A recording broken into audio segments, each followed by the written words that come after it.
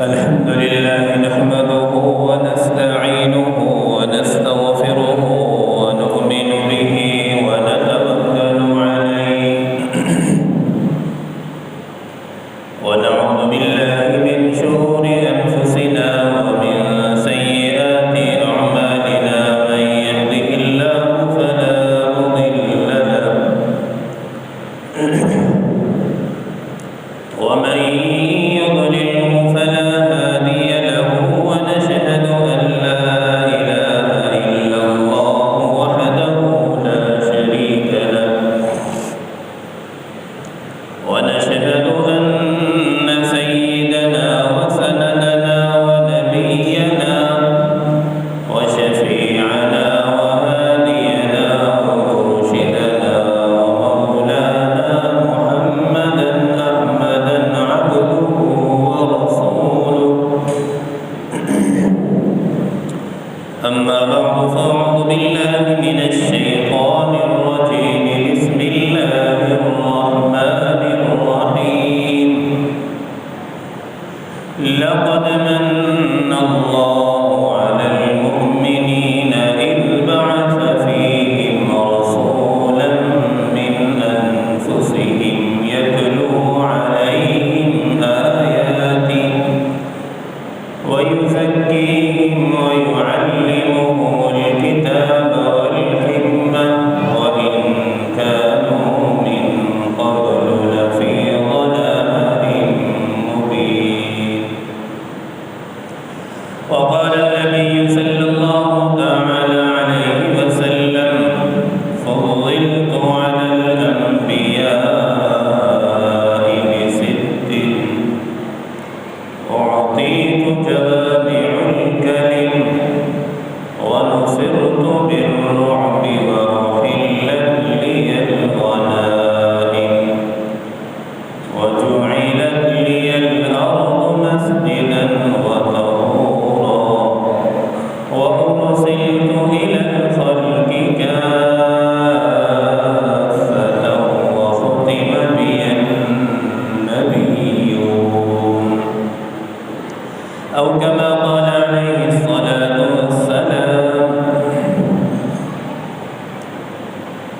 اللهم صل على سيدنا محمد وعلى آل سيدنا محمد وبارك وسلم اللهم صل على سيدنا محمد وعلى آل سيدنا محمد وبارك وسلم اللهم صل على سيدنا محمد وعلى آل سيدنا محمد وبارك وسلم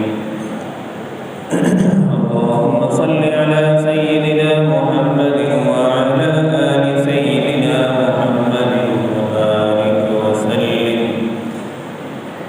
اللهم صل على سيدنا محمد وعلى آل سيدنا محمد وبارك وسلم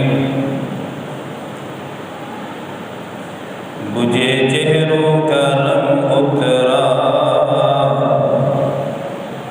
बुझे चेहरों का रंग उतरा सुते चेहरों पे नूर आया हुजूर आए तो इंसानों को जीने का शऊर आया मेरे तेरी वाजिबुल एहतराम मोहतरम दोस्तों बुजुर्गों माह रबीउल अव्वल का महीना है। इस महीने में इमामुल अंबिया वजह कायनात फ़ख्र दो आलम सल्लल्लाहु अलैहि वसल्लम की विलादत है।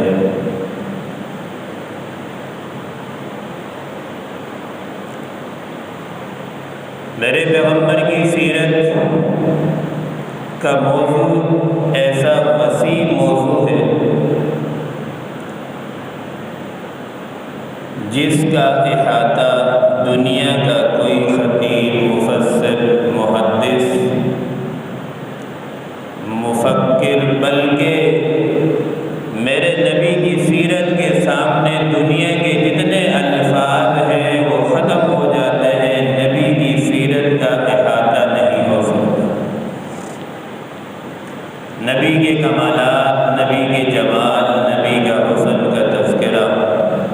نبی کے معجزات کا تذکرہ۔ گویا کہ نبی کی سیرت اتنی بلند ہے، دنیا کے الفاظوں میں وہ سما ہی نہیں سکتی، دنیا کے الفاظ وہاں ختم ہو جاتے ہیں۔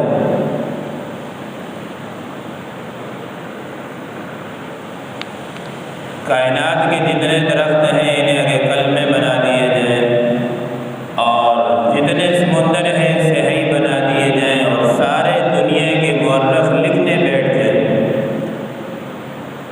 درخت تو ختم ہو سکتے ہیں، کلمے ختم ہو سکتی ہیں، صحیح ختم ہو سکتی ہے، مورخ تھک سکتے ہیں، لیکن میری نبی کی سیرت ختم نہیں ہو سکتی۔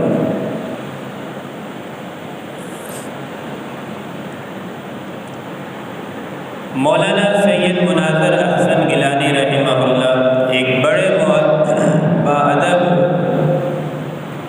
ادیب عالم گزرے ہیں، سمانح نگار بھی ہیں۔ انہوں نے ایک کتاب لکھی سیرت پر،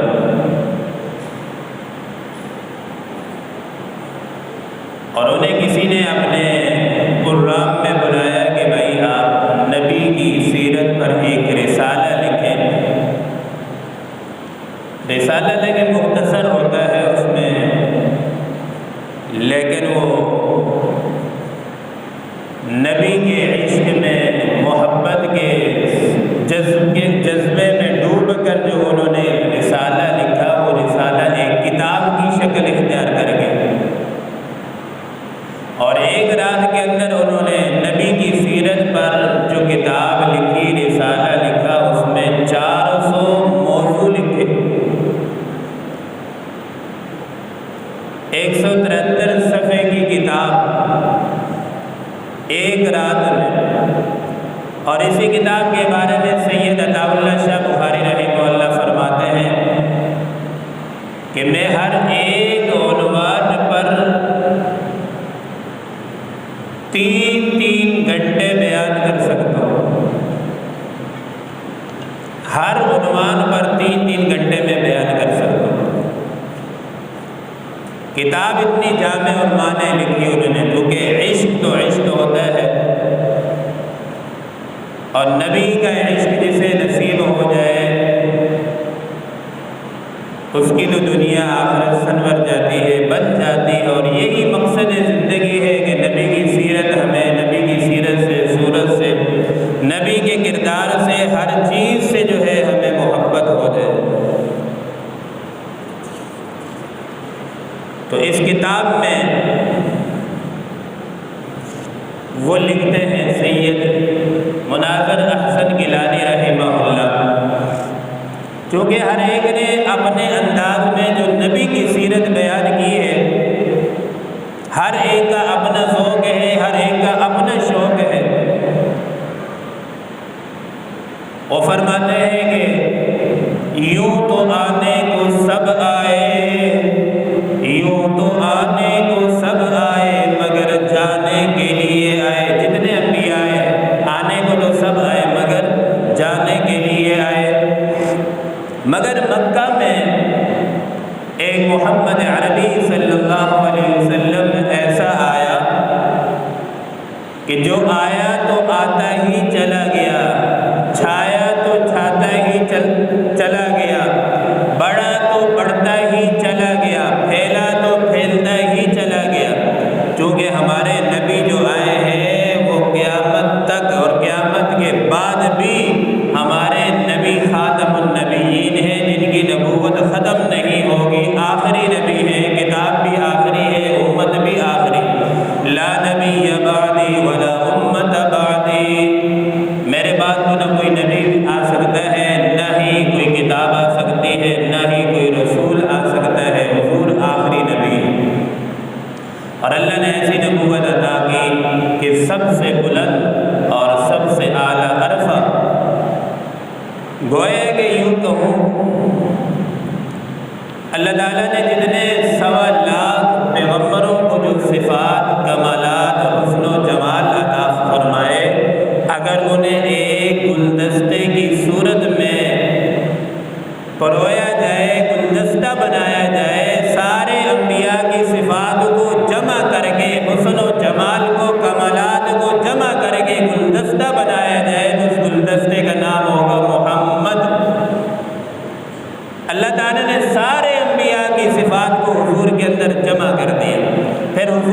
جتنی صفات تھی اللہ تعالیٰ نے ساری صفات کو صحابہ کے اندر پھیلا دیا، تقسیم کر دیا۔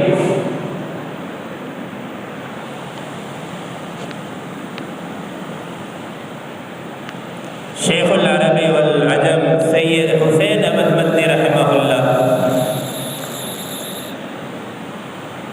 مکہ میں جب گئے، روضہ پاک کے سامنے حضور صلی اللہ علیہ وسلم کا سامنے روضہ پاک ہے، اور حضور کے روضے کی جالیوں میں بیٹھ کر جنہوں نے 18 سال درس حدیث پڑھائی ہے، آج تو درس حدیث پڑھانے والا محدث مفسر یوں کہتا ہے، قال قال رسول اللہ صلی اللہ علیہ وسلم، میرے پاک پیغمبر نے یہ فرمایا۔ سید حسین احمد مدنی وہ عظیم انسان ہے، وہ عظیم محدث عالم ہے، جو روضہ پاک کے سامنے بیٹھ کر یہ نہیں کہتا تھا کہ قال قال رسول اللہ، وہ یہ ڈائریکٹ اشارہ کر کے فرماتا ہے قال ھذا صاحب قبر رسول اللہ، اس قبر والے نے، روضے والے نے یہ ارشاد فرمایا۔ تو مدینہ میں جب یہ تھے تو انہیں انگریز انہیں قید کر کے جب لے جا رہے تھے، تو مدینے کی جدائی سے جب کسی سے محبت ہوتی ہے، دنیا کی محبت، اصل محبت تو اللہ کی اور اللہ کے رسول کی محبت ہے، دنیا کی محبت نہیں ہے، کسی سے محبت ہو جائے وہ فسق ہے، گناہ ہے۔ اصل محبت اللہ کی ذات سے محبت ہے، اللہ کے پاک پیغمبر صلی اللہ علیہ وسلم سے محبت ہے۔ تو جب کسی سے محبت ہوتی ہے، اس کی در و دیوار سے، اس کی ہر چیز سے، اس کی صورت سے، اس کی سیرت سے، اس کی ادا سے، ہر اس کے شہر سے، اس کے مکان سے محبت ہوتی ہے۔ چونکہ نبی کا شہر ہمارے لیے سب سے عظیم شہر ہے، نبی کا مکان سب سے عظیم، جہاں نبی کا بلکہ پاؤں پڑتا ہے وہ جگہ کائنات میں سب سے اعلیٰ بن جاتی ہے۔ حسین احمد مدنی رحمہ اللہ اپنے عشق میں ڈوب کر، انگریز نے جب قید کیا، لے جاتے ہوئے چند اشعار پڑھے، محبت کے انداز میں ڈوب کر، عشق میں ڈوب کر پڑھے، فرمانے لگے دمکتا رہے تیرے روضے کا منظر، دمکتا رہے تیرے روضے کا منظر، سلامت رہے تیرے روضے کی جالی، ہمیں بھی عطا ہو وضو کے ابو ذر غفاری، ہمیں بھی عطا ہو وہ شوق کے حضرت بلالی۔ کیا اشعار ہیں، دمکتا رہے تیرے روضے کا منظر، سب کہیں آمین۔ دمکتا رہے تیرے روضے کا منظر، سلامت رہے تیرے روضے کی جالی، ہمیں بھی عطا ہو وضو کے ابو ذر غفاری، ہمیں بھی عطا ہو وضو کے ابو ذر غفاری، ہمیں بھی عطا ہو وہ جذبہ بلالی۔ اللہ اکبر۔ ایک اور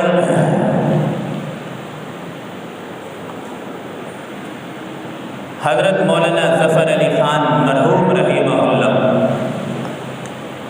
میں نے شروع میں عرض کیا کہ ہر ایک کا اپنا انداز، اپنا عشق، اپنی محبت حضور سے۔ مولانا ظفر علی خان مرحوم رحمہ اللہ اپنے عشق میں یوں اشعار پڑھتے ہیں کہ دیار یثرب میں گھومتا ہوں، دیار یثرب میں، دیار کہتے ہیں شہر میں، یعنی نبی کے شہر میں گھومتا ہوں، نبی کی دہلیز کو چومتا ہوں۔ دیار یثرب میں گھومتا ہوں، دیار یثرب میں گھومتا ہوں، نبی کی دہلیز چومتا ہوں، رہے سلامت، رہے سلامت، رہے سلامت، شراب عشق پی کر میں جھومتا ہوں، یعنی نبی کی محبت کی جو شراب ہے وہ میں پی کر جھومتا ہوں، اور نبی کی دہلیز پر۔ تو میرے دوستو، ایک نبی کی سیرت وہ ہے کوئی محدث، مفسر، محقق، مفکر، مفسر بیان کرے، لیکن ایک نبی کی سیرت وہ ہے جو رب نے عرش پر نبی کی سیرت کو بیان کیا۔ تو میں کوشش کرتا ہوں کہ آج وہ سیرت بیان کروں جو رب نے عرش پر اپنے محبوب کی سیرت کو بیان کی۔ قرآن میں اللہ پاک فرماتے ہیں وَرَفَعْنَا لَكَ ذِكْرَكَ، اے محبوب ہم نے تیرے ذکر کو بلند کر دیا ہے، تیرے نام کو اونچا کر دیا ہے۔ اب اونچا کرنے کا کیا مطلب ہے؟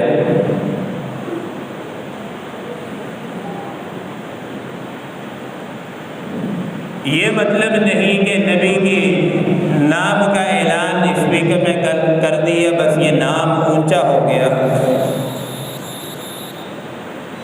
اب نبی کا نام اللہ نے یوں بلند کر دیا کہ جس چیز کے ساتھ نبی کی نسبت ہوتی ہے وہ چیز بھی اعلیٰ عرفہ بن جاتی ہے، وہ چیز بھی سب سے اعلیٰ بن جاتی ہے۔ تو اللہ نے فرمایا وَرَفَعْنَا لَكَ ذِكْرَكَ، اے محبوب ہم نے تیرے ذکر کو بلند کر دیا۔ جہاں خدا کا ذکر ہوگا وہاں مصطفیٰ کا ذکر ہوگا، جہاں خدا کا ذکر ہوگا وہاں مصطفیٰ کا ذکر ہوگا۔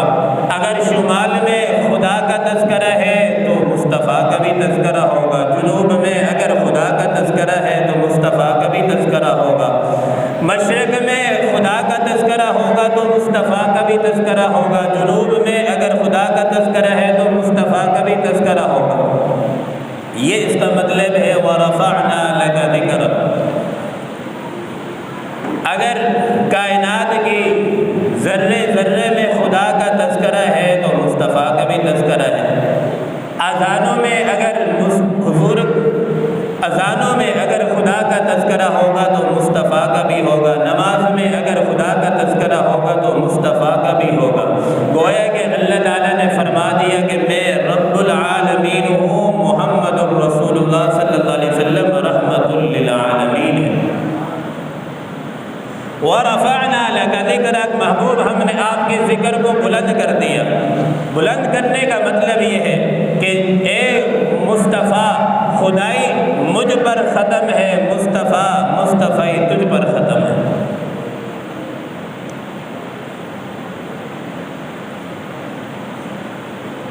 اب ہم دیکھتے ہیں اللہ تعالیٰ نے آسمانی کتابیں نازل فرمائی، صحیفے جتنے بھی نازل فرمائے۔ موسیٰ علیہ السلام کو اللہ تعالیٰ نے کتاب عطا فرمائی، حکم ہوا کہ آپ کو طور پر آنا پڑے گا اور یہاں پر چلہ آپ نے کاٹنا ہوگا، چلہ کاٹنے کے بعد آپ کو پھر کتاب دی جائے گی۔ عیسیٰ ابن مریم کو کتاب دی تو اللہ تعالیٰ نے پابند فرمایا کہ اے عیسیٰ ابن مریم اپنے عبادت خانے میں آپ کو بیٹھنا پڑے گا، پھر آپ کو جو ہے کتاب ملے گی۔ حضرت داؤد علیہ السلام کو اللہ تعالیٰ نے کتاب عطا فرمائی اور حکم ہوا کہ آپ کو اپنے عبادت خانے میں بیٹھنا ہوگا، پھر آپ کو جو ہے کتاب دی جائے گی۔ جتنے بھی گویا کہ صحیفے اترے، کتابیں اتری، تمام انبیاء کو پابند کیا گیا کہ اپنے اپنے عبادت خانے میں بیٹھ جائیں۔ اور امام الانبیاء صلی اللہ علیہ وسلم کی جب کہ باری آتی ہے کتاب دینے کی، قرآن مجید نازل ہو رہا ہے، میرے نبی کو یوں پابند نہیں کیا جا رہا کہ آپ نے عبادت خانے میں بیٹھنا ہے۔ قرآن مجید کی جب نزول کی باری آتی ہے، اگر قرآن مجید اترتا ہے، میرا نبی اگر مکے میں ہے تو حکم قرآن کو ہوتا ہے مکے میں چلا جا۔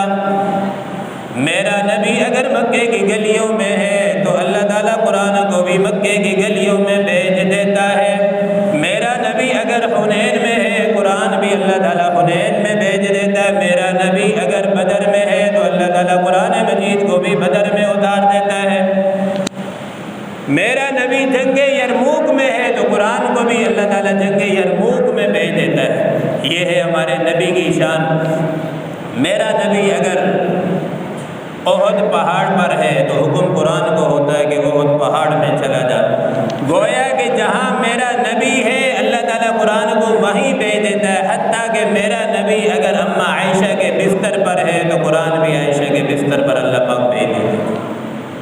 تو میرے نبی کو اللہ نے پابند پابند نہیں کیا کہ آپ نے اس جگہ بیٹھنا ہے عبادت خانے میں پھر آپ کو کتاب دی جائے گی، بلکہ جہاں میرا نبی تھا وہیں اللہ نے قرآن کو بھی بھیج دی۔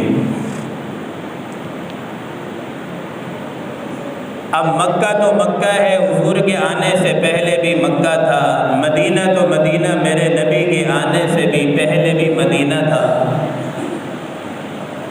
لیکن جب مکہ کے پتھروں پر میرے نبی کے قدم پڑتے ہیں تو اللہ تعالیٰ اسی مکہ کے شہر کی قسمیں اٹھانے لگتا ہے، لا اقسم بهذا البلد وانت حل بهذا البلد۔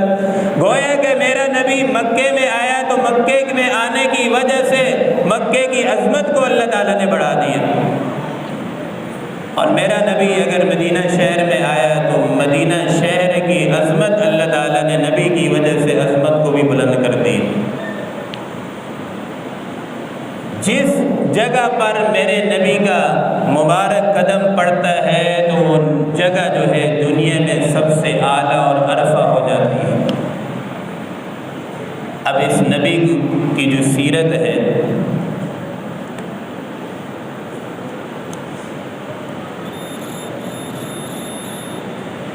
میں نے عرض کیا کہ جس جگہ پہ نبی آتا ہے اس کی وجہ سے اس جگہ کو عظمت مل جاتی ہے۔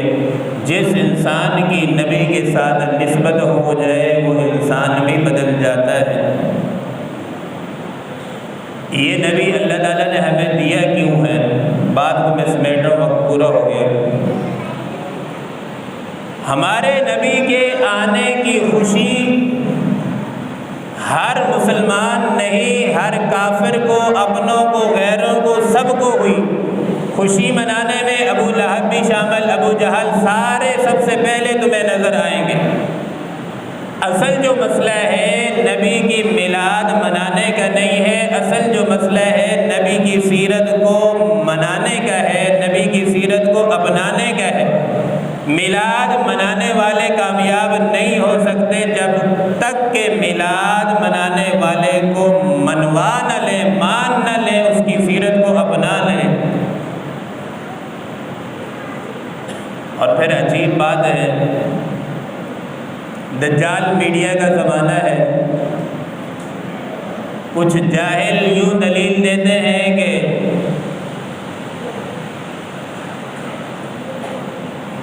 میلاد منانے پر کہ نبی کے زمانے میں تو چھت بھی نہیں تھی، پنکھے بھی نہیں تھے، یہ تم لوگ پھر پنکھے کیوں لگاتے ہو مسجد میں، اسپیکر کیوں لگاتے ہو؟ دیکھو یہ ساری چیزیں دنیا ہے، ہم جو بات کرتے ہیں دین کی بات کرتے ہیں، دین پر عمل کرنے کے لیے ہمیں 4 چیزوں کو فوکس کرنا پڑے گا۔ سب سے پہلے قرآن، پھر حدیث، پھر فقہ، پھر اجماع صحابہ۔ قرآن سے ایک چیز نہیں ملے گی، ہم دیکھیں گے نبی کی سنت کو دیکھیں گے، نبی کے راستے کو دیکھیں گے، اور پھر صحابہ کو، فقہ کو دیکھیں گے۔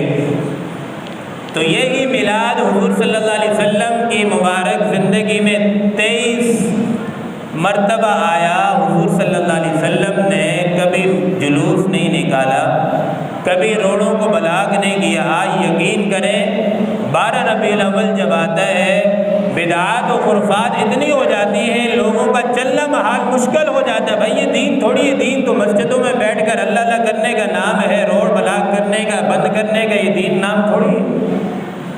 یہ تو لوگوں کو اذیت میں ڈالنے والی بات ہوتی ہے۔ تو دین تو اصل وہ ہے جو حضور ہمیں دے کر گئے ہیں، وہ دین ہے جو قرآن و سنت ہمیں بتائے، وہ دین ہے۔ اللہ تعالیٰ سے دعا ہے جو کچھ کہا گیا سنا گیا اللہ تعالیٰ ہم سب کو عمل کی توفیق عطا فرمائے۔ وآخر دعوانا الحمدللہ رب العالمین۔